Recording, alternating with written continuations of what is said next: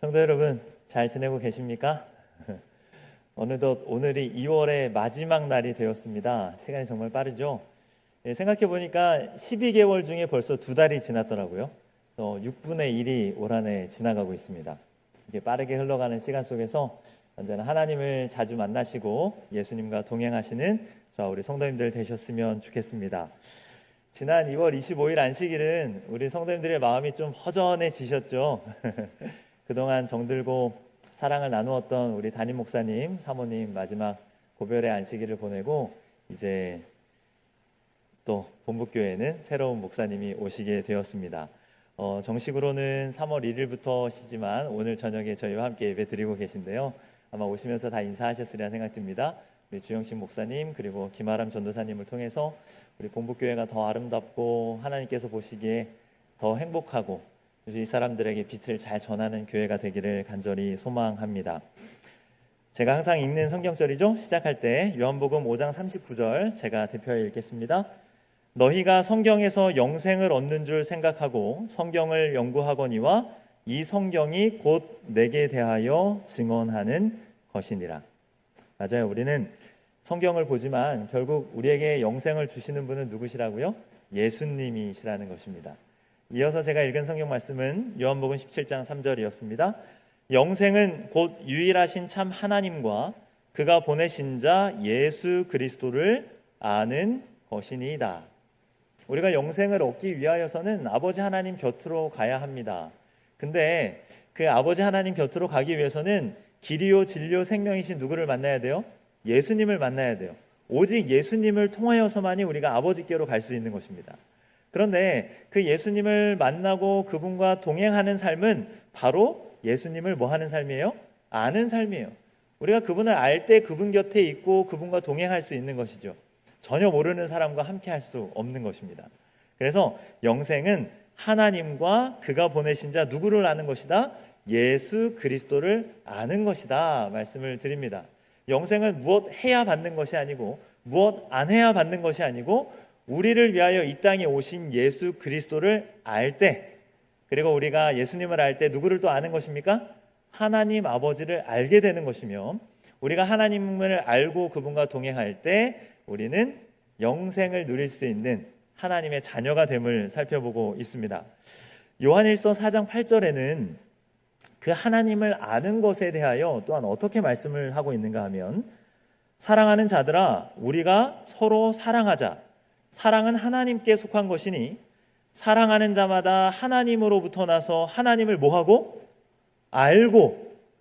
영생은 하나님을 아는 것이라고 했는데 요한일서에 와보니까 사랑하는 자가 누구를 아는 거래요? 하나님을 아는 거래요. 사랑하지 아니하는 자는 하나님을 알지 못하나니 이는 하나님은 무엇이라? 사랑이심이라 라고 이야기를 합니다.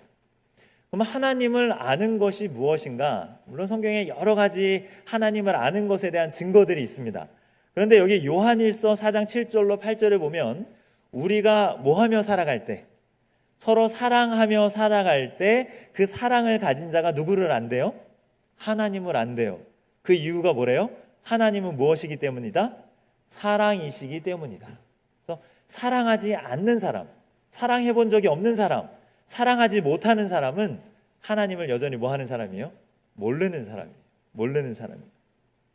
사랑하는 자가 하나님을 아는 것입니다. 하나님은 사랑이십니다. 그래서 삼위 하나님이 계시잖아요. 아버지 하나님, 아들 하나님, 성령 하나님이 서로 사랑하시고 서로 한 마음으로, 또 그 사랑이 너무 크셔서 이제 우리를 그 사랑으로 뭐 하셨어요? 창조하셨어요. 그래서 우리는 사랑의 결정체입니다. 이렇게 태어난 우리들이 비록 죄 중에 살아가지만 하나님의 자녀로 살아갈 때 그 사랑에 대해서 알아가는 거예요. 아, 하나님이 우리 이렇게 사랑하셨구나. 예수님이 우리를 이렇게 사랑하셨구나. 나도 예수님처럼, 그러면 누구를? 이웃을 사랑하며 살아야지 하게 되는 것입니다. 그럴 때 하나님께서는 우리로 하여금 야, 너도 사랑할 줄 아는구나. 너도 사랑을 가지고 있구나. 너가 나의 마음을 알아가는구나 라고 이야기해 주시는 것이죠. 그래서 올 한 해 우리 본부교회 모든 성도님들은 서로 사랑하면서 우리 성도님들 간의 교제 가운데 하나님을 알아가는 그런 저와 성도님들이 되셨으면 좋겠습니다. 제가 지난 시간들을 좀 몇 가지 리뷰를 좀 해보고자 합니다.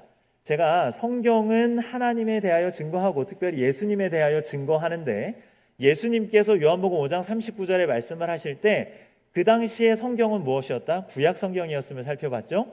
그래서 이 구약 성경에 나타난 예수님의 마음, 하나님의 마음을 살펴보고 있어요. 그래서 우리가 아담에 대한 이야기를 나눴습니다. 그리고 창세기 3장에 나타난 그 하나님의 사랑의 섭리들을 살펴봤고요.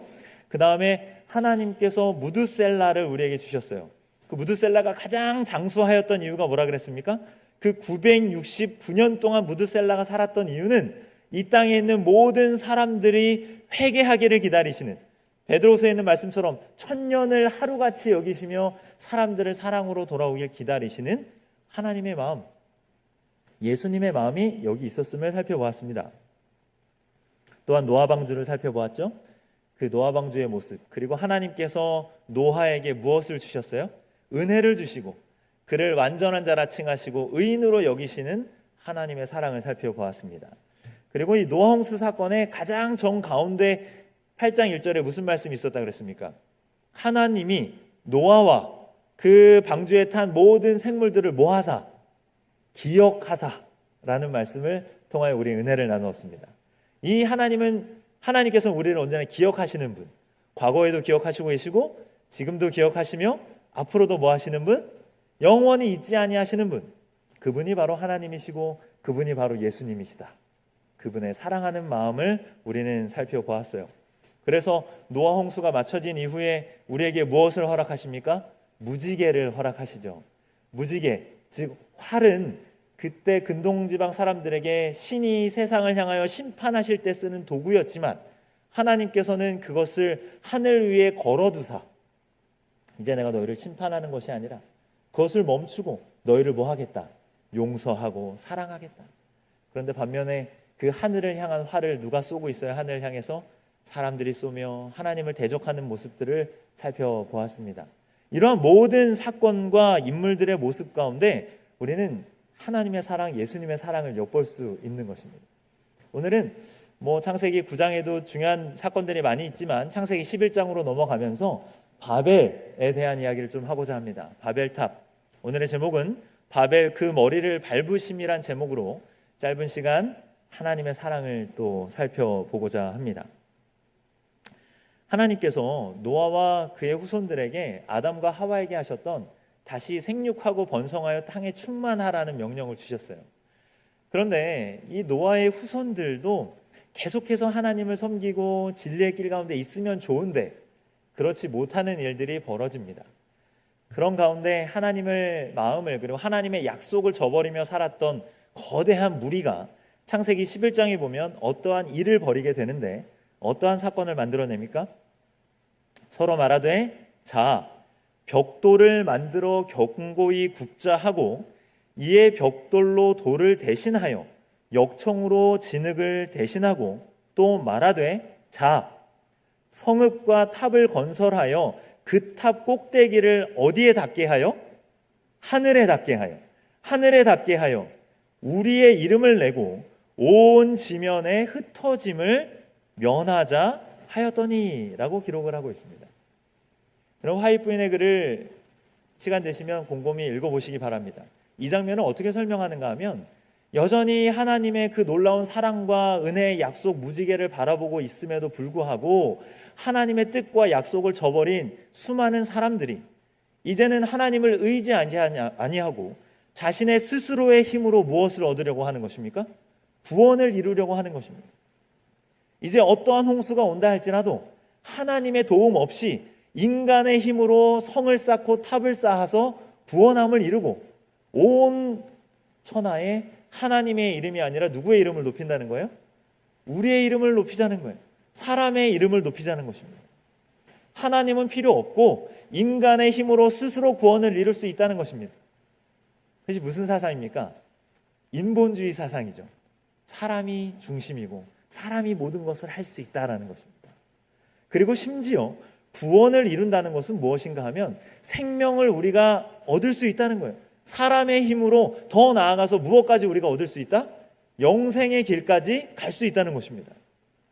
영생의 길은 누구만이 주실 수 있어요? 우리가 살펴봤잖아요. 예수님, 오직 그분이 길이요 진리요 생명이 되신데 예수님 없어도 돼. 누구의 힘으로? 인간의 힘으로. 우리의 이름을 내고 우리가 구원을 이루며 우리가 생명을 만들어가는 존재가 되겠다는 것입니다. 사람들이 이러한 사상을 갖게 된 배경은 사실 창세기 3장에 등장을 합니다. 창세기 3장 4절로 5절에 보면 뱀이 여자에게 이르되 너희가 결코 뭐하지 아니하리라? 죽지 아니하리라. 이 말을 통해서 세상에 무슨 사상이 가득하게 들어오게 되었습니까? 영혼불멸에 대한 사상, 그렇죠? 사람이 죽긴 죽는데 사단이 그 거짓말을 들키지 않기 위하여 야, 몸은 죽지만 뭐는 죽지 않아? 영혼은 죽지 않아. 이런 사상들을 세상에 심어놓았고 기독교 안에도 그런 것들이 들어왔죠. 그리고 또 말하길 너희가 그것을 먹는 날에는 너희 눈이 밝아져 누구같이 된다고요? 너희가 누구처럼 된다? 하나님과 같이 되어 선악을 알 줄을 하나님이 아심이니라 라고 기록을 하고 있는 것입니다. 여기 보니까 죽지 아니하리라 영혼불멸에 대한 이야기를 하고 있고요. 그 다음에 너희가 하나님과 같이 되리라 라고 이야기하면서 인본주의에 대한 사상이 여기에서부터 시작이 돼요. 그래서 사단은 아담과 하와가 범죄한 이후에 이 땅에 에덴 동산에서 나온 이후에 모든 사람의 후손들에게 이러한 사상을 계속해서 주입하는 것입니다. 하나님 필요 없어. 너희 스스로가 할 수 있어. 죽는 거 아니야. 영혼은 살아있어. 이러한 사상들을 계속해서 사람들에게 심어주면서 누구의 품을 떠나게 하려고 하는 것입니까? 하나님의 품을 떠나게 하려는 것이죠. 그래서 사람들의 마음 가운데는 맞아. 사람의 힘으로 할 수 있지 않을까? 영생이란 것, 우리가 가지고 있는 우리의 의술, 우리의 기술, 우리의 과학으로 우리의 질병을 뭐 할 수 있지 않을까? 극복할 수 있지 않을까? 그냥 하나님께 기도하고 하나님을 알아가면서 영생을 구하는 것보다 오히려 열심히 우리의 지적 능력을 개발하여서 우리 스스로 구원의 길을 개척하는 것이 더 멋진 일이 아닌가? 라고 얘기하면서 사람들의 마음 가운데 하나님의 자리 대신에 인간의 노력과 인간의 기술로 인하여 영생을 얻으려는 노력들이 점차 자리를 차지하고 있다는 것입니다. 로버트 에팅거라는 학자가 있어요. 과거에 있었습니다. 이제 돌아가셨죠. 이분은 미국의 물리학자였는데 이 세계전쟁에 참전을 하였다가 자기의 다리를 심하게 다치게 됩니다. 자신은 다리를 절단할 줄 알았어요. 그런데 그 의사들의 의술로 봉합수술을 잘하고 치료를 받음으로 다리가 다시 붙은 거예요. 회복을 한 것입니다. 그래서 이 사람이 야, 사람의 의술은 정말 뭐하구나? 대단하구나 라고 생각을 했어요. 그리고 사람의 의술과 과학기술을 그때부터 정말로 신과 같은 존재로 여기면서 연구를 하게 됩니다. 그리고 이 사람이 그 불멸에 대한 희망, 기대라는 책을 한 권 내게 되는데 그 책은 어떤 내용이 기록되어 있는가 하면 이 책의 내용에는 사람을 딱 죽자마자 바로 어떻게 하는 것입니까? 우리가 잘 아는 것처럼 냉동인간으로 만드는 것입니다. 급속하게 냉동을 시켜서 나중에 과학기술이 발전되었을 때 이 사람을 해동시켜가지고 다시 살려낼 수 있지 않을까라는 주장을 하게 됩니다. 그래서 이 사람이 1976년에 이 냉동인간, 즉 사람의 의학적으로 죽음을 선고받은 다음에 바로 냉동을 시켜서 보관하는 이 냉동 회사를 미국에 설립을 하게 됩니다. 미국의 이 알코올을 비롯해가지고 4가지의 회사가 지금 있는데요. 그런 회사의 모텔을 이 로버트 에팅거라는 박사가 만들게 돼요. 그래서 지금도 수많은 사람들이 자신이 죽음 이후에 자신의 육체를 냉동시켜서 보관하는 일들이 지금 벌어지고 있는 것입니다. 여기 화면을 보시면 사람의 시체가 어떤 캡슐 안에 이렇게 들어가 있죠. 그 평면도예요. 동그란 캡슐, 은색으로 되어 있는 캡슐 안에 시체를 4구를 보관합니다. 이렇게 동서남북으로 4구를 머리를 아래로 해서 보관을 하는데 그 이유는 어떠한 사건이나 사고에 인해서 위에부터 이 냉각 장치가 고장이 나면 뇌를 보호하기 위해서 머리를 아래쪽으로 한다 그래요. 그래서 뇌를 아래쪽으로 해가지고 이 냉동인간 형태로 보관을 합니다. 근데 한화로 하면 제가 얼마 전에 이 홈페이지에 들어가서 보았을 때 가격이 한 시체를 한 구 보관하는데 20년간 2억 5천만 원 정도가 들어간다고 합니다. 그렇죠? 뭐 저는 그 돈이 없어서 저렇게 못해요. 그런데 이제 어떤 분들은 뭐 나중에는 뭐 복제 인간도 있을 거고 아니면 뭐 사이보그에 내 정신을 넣을 수도 있지 않을까 해서 이렇게 가운데 보면 뇌만 보관하는 분들도 있다 그래요. 그래서 뇌를 보관하는 데는 약 1억 원이 든다고 합니다. 이렇게 수많은 돈을 들여서 자신의 육체를 냉동 상태로 보관하는 것이죠. 그리고 결국은 언젠가 내가 다시 깨어나서 뭘 내가 누릴 수 있겠다? 영생이란 것을 누리겠다는 것입니다. 예수님을 통하지 않고 누구의 힘으로? 인간의 힘으로, 사람의 힘으로. 사탄이 말하죠. 야, 할 수 있어. 너도 하나님처럼 될 수 있어. 야, 죽지 않을 수 있어. 하는 것이죠. 그러한 사상들이 이렇게 사람들의 마음으로 하여금 이러한 것에 매진하게 하는 것이죠. 그 사람은 피터 스캇 모건이라고 하는 로봇 공학자입니다. 그런데 이 박사가 어떤 병에 걸려요. 루게릭 병에 걸립니다. 근육이 마비되다가 결국에는 폐기능이 마비돼서 뭐 할 수밖에 없을까요? 죽게 되는 병입니다. 그래서 이 사람은 이제 2년 전에 돌아가셨어요. 근데 죽기 전에 어떠한 일을 하냐면 자신의 몸에 있는 기관들을 다 로봇을 만들어 가지고 대치를 합니다. 어떤 일도 했냐면 이 사람이 몸의 기능이 점점 마비되어 갈 때 자신의 위를 절개해냅니다. 심지어 방광도 절개해냈습니다. 그리고 장도 절개해냈습니다. 그리고 그 자리에 튜브와 기계 장치를 부착하고 영양소를 그곳에 넣어서 혈관으로 가게 하는 장치들을 만들어서 몸에다 넣었어요. 그래서 자기 스스로가 우리가 말하는 사이보그라고 말하죠. 로봇과 인간의 육체가 결합된 상태로 자신을 실험의 도구로 사용했습니다. 그리고 점차 자기의 행동하는 것, 말하는 것이 힘들어지자 여기 휠체어에 앉아있죠. 휠체어에 앉아있으면 모니터 화면에 자신의 얼굴, 컴퓨터로 만든 그래픽, 즉 아바타라고 하는 것을 만들어냅니다. 그래서 자기가 생각하는 것들, 자기가 말하고 싶은 것들이 이 컴퓨터 화면에서 나와서 말을 하게 만드는 것입니다. 그 다음에 이 사람은 더 나아가서 어떠한 것을 꿈꾸는가 하면 내가 비록 병들어서 죽지만 또 하나의 나는 영원한 가상 공간에 살아서 움직이게 만들겠다라고 계획을 하는 것입니다. 그래서 이 피터 모건은 virtual world. 있습니다. But it's important that we act. 아이고, 죄송합니다. 그래서 피터 2.0이라고 하는 프로그램이 온라인상에서 가동되고 있는데 이 사람의 태어날 때부터 죽기까지의 모든 경험과 자신이 배웠던 과학 지식들을 다 업로드를 해놓은 것입니다. 모든 추억까지도요. 그래서 누군가가 이 피터 2.0에게 얘기를 하면 이 피터 모건 박사가 얘기하듯이 대답을 다 할 수 있는 것입니다. 그리고 그것은 사람과 대화하면서 계속해서 경험들을 쌓아가서 또 다른 지능들을 축적하게 만드는 것이죠. 그래서 요즘 뭐 딥러닝 기능이라고 하는데요. 그런 것들을 사용해서 이 인터넷이라고 하는 공간 안에 자신의 존재가 영원토록 살도록 뭐 한 것입니까? 만들어 놓았고 지금 그 프로그램이 뭐 하고 있어요? 지금 존재하고 있다는 것입니다. 참 재미있죠? 사람은 죽었지만 내 기억은 영원히 뭐 할 것이다? 존재할 것이다 라고 말하는 것입니다.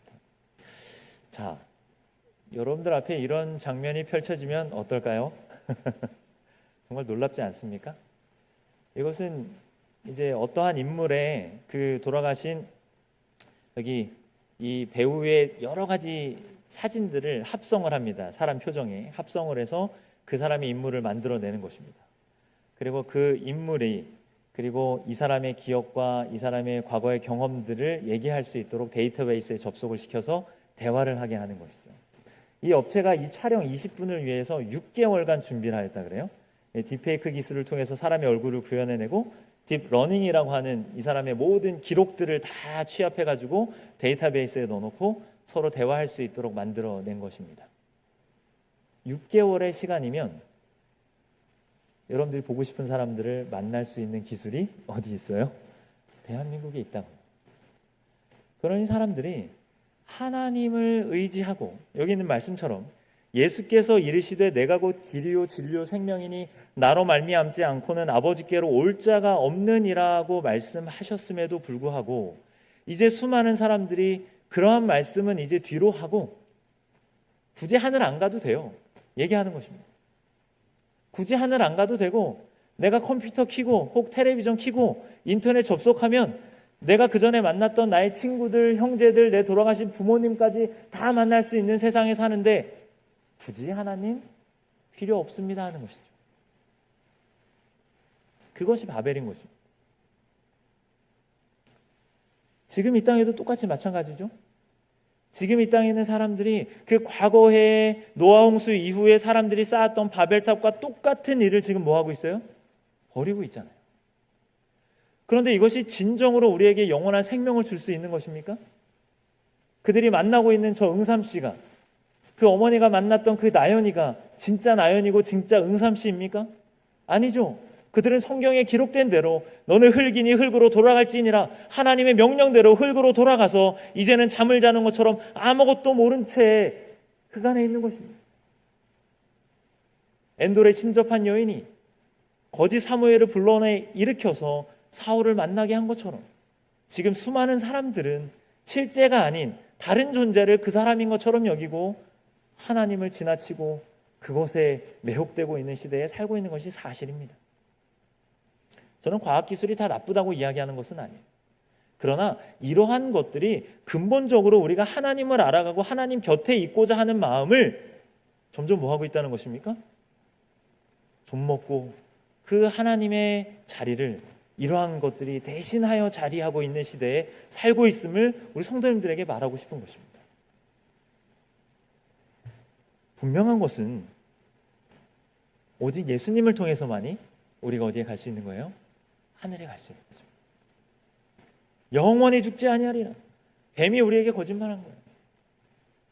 그래서 영혼불멸 사상이 들어왔다고 말씀을 드렸죠. 근데 이 영혼불멸 사상이 들어온 다음에 한 가지 문제가 생겼어요. 사람이 죽은 다음에 이 영혼이 하나님 믿었던 영혼은 어디 가면 돼요? 천국 가면 돼요. 그런데 하나님 안 믿었던 영혼도 어디 가 있어야 되잖아요. 안 죽으니까. 그래서 생겨나게 된 교리가 뭐예요? 예수 믿은 사람은 어디 가고 천당 가고 예수 안 믿은 사람은 어디에 간다? 그렇죠. 지옥에 간다. 이러한 교리들이 생겨난 것입니다. 그래서 이러한 교리들이 하나님은 사랑이라고 하는 그분의 품성을 곡해하게 만들고 하나님을 오해하게 만들게 하는 것이죠. 이러한 사상들이 범죄 이후에 계속해서 사단이 사람들의 마음 가운데 심어주는 것입니다. 야, 죽지 않고 영원히 살 수 있어. 너 하나님처럼 될 수 있어. 그래서 창세기 11장에 바벨탑을 쌓았던 사람들이 이러한 사상에 심취되어서 자신의 힘으로 하늘까지 다 자신의 이름을 내려고 하였던 것이죠. 근데 하나님께서는 그것을 가만히 지켜보실 수가 없었어요. 왜냐하면 그것이 틀림없이 뭐 할 걸 아셨기 때문에 그래요. 실패할 걸 아셨어요. 왜요? 우리에게 영원한 생명을 주실 수 있는 분은 오직 창조주 하나님뿐이신데 그 영원한 생명을 진정으로 주실 수 있는 분은 자신밖에 없으신데 다른 곳을 향하여 그렇게 노력하고 있는 그들이 하나님이 보실 땐 밉고 나쁜 것이 아니라 너무나 안타까워 보이신 것입니다. 너무나 불쌍해 보이는 것입니다. 너무나 가여워 보이는 것입니다. 그리고 그들을 향한 선한 의인들의 기도가 있었어요. 하나님, 저들의 죄악을 좀 멈추어 주시고 저들이 제발 좀 정신 좀 차리게 해주세요. 그러자 하나님이 하늘 보좌에 가만히 계시지 아니하시고 어떻게 하십니까? 이 땅으로 내려오십니다. 5절에 보면 그 성읍과 탑을 보려고 뭐 하셨더라? 내려오셨더라 라고 말합니다. 7절에 자, 우리가 내려가서 거기서 그들의 언어를 혼잡하게 하여 그들이 서로 알아듣지 못하게 하자 하시고 여호와께서 거기서 그들을 온 지면에 흩으셨으므로 그들이 그 도시를 건설하기를 그쳤더라 라고 기록을 합니다. 하나님은 내려와 주시는 분이에요. 얼마나 감사한지 몰라요. 이러한 세상에 하나님은 우리 곁에 오셔서 우리의 상황과 형편을 옆에서 지켜보기를 원하시는 분이에요. 이 내려오셨더라라고 하는 똑같은 히브리어의 단어가 성경에 어디에 쓰였는가 하면 시내산 연기가 자욱하니 여호와께서 불 가운데서 거기 강림하심이라. 이스라엘 백성들을 출애굽시키시고 그들 앞에 강림하셔서 자신의 임재를 드러내시고 모세에게 하나님의 율법을 선언하셨던 그 하나님, 그들 곁에 계셨던 하나님, 똑같이 바벨 사건에도 임하셨어요. 출애굽기 예, 임하셨고 민수기 11장 17절 지난 안식일 담임 목사님 고별 말씀의 주제 성경절이셨죠? 여기 보면 내가 강림하여 거기서 너와 말하고 내게 임한 영을 그들에게도 임하게 하리니 그들이 너와 함께 백성의 짐을 담당하고 너 혼자 담당하지 아니하리라. 힘들어 지친 모세에게 하나님이 오셔서 너의 짐을 나눠 지어주마 라고 이야기하실 때 그냥 먼 하늘에서 얘기하신 것이 아니라 어떻게 하셔서요? 친히 이 땅에 뭐 하셔서? 내려오셔서 위로와 격려의 말씀을 하여 주시는 것입니다. 출애굽기 3장 8절에 내가 내려가서 그들을 애굽인의 손에서 건져내고 그들을 그 땅에서 인도하여 아름답고 광대한 땅 그곳에 데려가시겠다. 그 고통받는 하나님의 백성들의 울부짖음을 들으시고 하나님께서는 그 보좌에 가만히 있으실 수 없으셔서 어떻게 하셨다고요? 어떻게 하셨다고요? 내가 내려가서 하나님 우리 곁에 오시는 분이십니다. 그런데요, 하나님의 자녀들의 입장에서는 하나님의 내려오심은 그들의 구원의 선포이지만 하나님을 아버지로 여기지 아니하시고 하나님의 의로움에서 벗어나 있는 자들에게는 어떠한 내려오심일까요? 그것은 심판의 내려오심으로 여길 수 있는 것입니다. 예수님께서는 종의 형체를 가지시고 이 땅에 내려오셨어요. 그리고 십자가에서 자신을 못 박으십니다. 그분은 자신을 낮추시고 이 땅에 오신 거예요. 그리고 그분이 이 땅에 오셔서 십자가에 달려 돌아가심으로 어떠한 일이 벌어지는가? 미가서에는 이렇게 표현합니다. 여호와께서 그의 처소에서 나오시고 강림하사 땅의 높은 곳을 뭐 하실 것이라? 밟으실 것이라. 여호와 하나님이 하늘 보좌에서 내려오셔서 이 땅에 오셔서 하시는 일이 무엇인가? 하나님의 백성들을 구원하시고 그들 곁에 계시고 그들을 도와주시고 그들을 약속의 땅으로 인도하여 주시며 또한 하나님께서는 자신의 아들 예수를 이 땅에 보내심으로 이 땅을 뭐 하게 하신다고요? 높은 곳을 뭐 하신다고요? 밟으신다. 사탄의 무엇을 밟으신다 그랬어요? 머리를 밟는다. 사탄은 이 땅에 있는 모든 사람들을 선동하여 하나님을 대적하게 하지만 결국 그 전쟁의 승패는 이미 결정났잖아요. 예수님이 이 땅에 오셔서 땅의 높은 곳, 즉 사탄의 머리를 뭐 하시는 것입니까? 밟으시는 것입니다. 사도행전 7장 49절에는 이렇게 말씀하고 있습니다. 주께서 이르시되 하늘은 나의 보좌요 땅은 나의 발등상이니 너희가 나를 위하여 무슨 집을 짓겠느냐. 그 히브리서에 보면 그리고 이어지는 사도행전에도 보면 하나님 아버지께서 아들 그 예수를 하나님 보좌 우편에 앉으시고 이 땅을 그분의 뭐 삼아 주셨다? 발등상 삼아 주셨다 하는 표현들이 많이 나옵니다. 발등상이 뭐예요? 쉽게 말하면 그냥 발판입니다. 발판. 밟고 뭐 하는 거예요? 일어서는 것입니다. 자신의 발을 올려놓는 것입니다. 이 땅을 독생자이신 아들 예수에게 주시고 그분의 발등상 되게 하셨어요. 그분이 이 땅에 오셔서 십자가에 달려 돌아가심으로 말미암아 하나님의 품성을 온 우주에 드러내시고 사탄 마귀의 그 나쁜 죄악과 거짓말을 온 우주에 드러내시며 그분은 승리자가 되셨고 이제 이 땅은 그분의 발등상이 된 것입니다. 아무리 이 땅의 과학기술이 발전하고 정말로 하나님을 대적하는 일들이 일어난다 할지라도 그의 결국은 이렇게 되어 있습니다. 내려오셔서 8절에 여호와께서 거기서 그들을 온 지면에 뭐 하셨으므로? 흩으셨으므로. 그들의 계획은 성공할 수 없는 것입니다. 이 흩으심은 그들이 미워서가 아니었어요. 그들을 사랑하셔서 흩으신 것입니다. 살라고 흩으신 것입니다. 죽이지 아니하시고 그들에게 다시금 돌아올 수 있는 기회를 주신 것입니다. 주님을 두려워한 사람들은 그분께 개입해 주시기를 부르짖었다. 여호와께서 인생들에 쌓는 성과 대를 보려고 강림하셨다. 그분은 세상 사람들에게 자비를 베푸시사 탑 건설자들의 목적을 좌절시키시고 무엇을 베푸시사? 자비를 베푸시사 그 탑을 좌절시키시고 그들의 대담성의 기념비인 그 탑을 파괴하셨다. 또한 자비를 베푸셔서 그분은 그들의 언어를 혼잡하게 하시고 저들의 반역적 의도를 좌절시키셨다. 하나님께서는 사람들에게 회개할 충분한 기회를 주시고 그들의 왜고집을 뭐 하셨다? 오래 참으셨다. 미워서가 아니라 싫어서가 아니라 그들을 사랑하셔서 이 땅에 내려오셨고 그 바벨탑을 무너뜨리시고 다시 한번 살아계신 하나님을 인정하며 살도록 부르셨다는 것입니다. 그래서 하나님은 사랑이신 거예요. 하나님은 사랑이시다. 부자 선지자 124페이지에 이어서는 말하길 우리 시대에도 탑 건설자들이 있다. 무신론자들은 과학의 상상적 추론으로 학설을 만들고 하나님의 계시된 말씀을 배척한다. 그들은 몹시 주제넘게도 하나님의 도덕적 정부를 비판하고 그분의 율법을 멸시하며 인간의 이성으로 충분하다고 자랑한다. 그리하여 악한 일의 징벌이 속히 실행되지 않으므로 인생들이 악을 행하기에 마음이 담대하다라는 성경 말씀이 이루어지는 것입니다.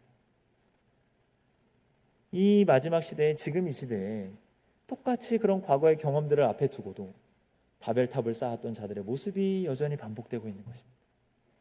그러나 그 탑 또한 어떻게 될 것입니까? 무너지게 될 것입니다. 그래서 우리가 새 천사의 기별이라고 불리는 마지막 기별 가운데 한 절은 이렇게 우리에게 말하고 있죠. 또 다른 천사 곧 둘째가 그 뒤를 따라 말하되 무너졌도다 무너졌도다 큰 성 뭐요? 바벨론이요 모든 나라에게 그의 음행으로 말미암아 진노의 포도주를 먹이던 자로다 하더라. 계시록 18장에 또 말하길 바벨론이 무너졌으니 나의 백성들아 거기서 뭐하라? 나오라는 것입니다. 성공할 수 없어요. 오직 예수님을 통하여서만이 아버지께로 갈 수 있는데 그렇지 아니하고 세상 많은 사람들이 하나가 되어서 똘똘 뭉쳐서 어떠한 노력을 한다 할지라도 그 바벨의 탑은 하늘에 닿을 수 없는 것입니다. 사랑하는 본부교회 성도 여러분, 이 바벨탑의 사건은 사람의 이기심, 사람의 욕심, 자신을 드러내고자 하는 마음, 교만한 마음, 하나님을 대적하고자 하는 여러 가지의 사상들이 다 복합적으로 드러난 사건인 것입니다. 그러나 이런 모든 것들을 사랑으로 멈추게 하시고 여전히 우리를 기다려주시는 그 하나님, 그 예수님의 마음을 또한 창세기를 통하여 특별히 11장을 통하여 보시고 만나게 되시길 간절히 바랍니다. 하나님은 성도님들을 진정으로 사랑하고 계십니다. 그 하나님의 곁에 서는 저와 성도님들이 되시기를 간절히 바랍니다.